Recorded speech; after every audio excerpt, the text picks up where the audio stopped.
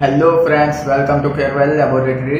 Total bilirubin, direct bilirubin और indirect bilirubin क्या है और उन तीनों में क्या डिफरेंस है और बिलिरुबिन कब बढ़ता है वो हम इस वीडियो में जानेंगे।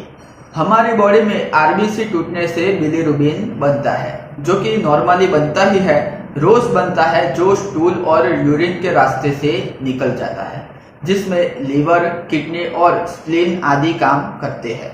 तो पूरा ये सिस्टम चलता रहता है। आरबीसी टूटते हैं, बिलिरुबिन बनता है और यूरिन स्टूल के द्वारा निकल जाता है। डायरेक्ट बिलिरुबिन को कॉन्जुगेटेड बिलिरुबिन और इनडायरेक्ट बिलिरुबिन को अनकॉन्जुगेटेड बिलिरुबिन बोला जाता है। तो सबसे पहले आपको समझना है कि डायरेक्ट बिलिरुबिन और इनडायरेक्ट बिलिरुबिन दोनों मिलकर टोटल बिलिरुबिन बनता है। टोटल बिलिरुबिन की नॉर्मल रेंज 0.2 mg/dl से लेकर 1.2 mg/dl जितनी होती है। अब ये टोटल बिलिरुबिन में ऐसा बिलिरुबिन जिसको लीवर ने कॉन्जुगेट कर दिया है ग्लूकुरोनिक एसिड के साथ, तो उसे हम बोलेंगे डायरेक्ट बिलिरुबिन या कॉन्जुगेटेड बिलिरुबिन। कॉन्जुगेट इसलिए किया जाता है क्योंकि कॉन्जुगेशन के बाद ही वो बिलिरुबिन वाटर सोल्यूबल होता है, तब लीवर से निकल पाता है, शरीर से निकल पाता है। इसलिए डायरेक्ट बिलिरुबिन या कॉन्जुगेटेड बिलिरुबिन ब्लड में काफी कम मात्रा में होता है।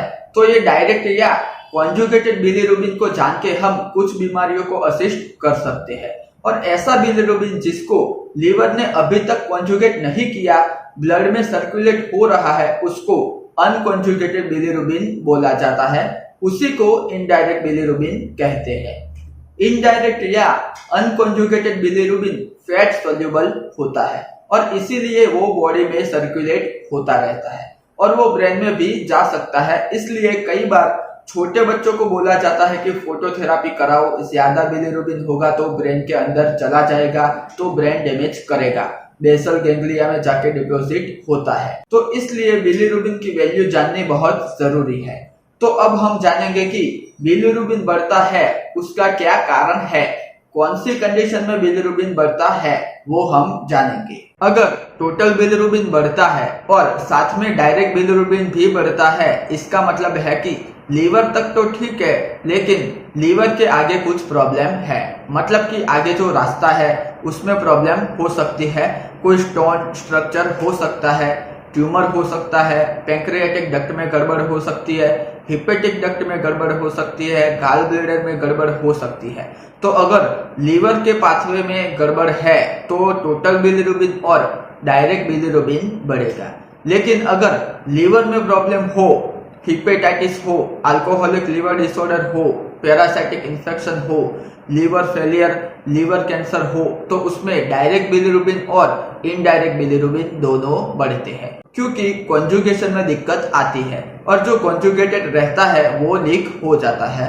और अगर ज्यादा आरबीसी टूट रहे हैं, एनीमिया हो, तो उस केस में इनडायरेक्ट बिलिरुबिन बढ़ता है। तो जो छोटे बच्चे होते हैं, जो नियोनेटल होते हैं, तो आप देखोगे कि टोटल बिलिरुबिन ज्यादा होता है और इनडायरेक्ट बिलिरुबिन ज्यादा होता है, क्योंकि उसमें आरबीसी ज्यादा टूटते हैं और छोटे बच्चों में लीवर भी उतना मैच्योर नहीं होता कि अच्छे से बिलिरुबिन को कॉन्जुगेट कर पाए। लेकिन अगर किसी को कॉमन बाइल डक्ट में स्ट्रक्चर है, कुछ फंस गया है, स्टोन हो गया है या कोलेंजाइटिस है, उस केस में डायरेक्ट बिलिरुबिन बढ़ता है। अगर लीवर के अंदर प्रॉब्लम हो तो डायरेक्ट और इनडायरेक्ट बिलिरुबिन दोनों बढ़ते हैं।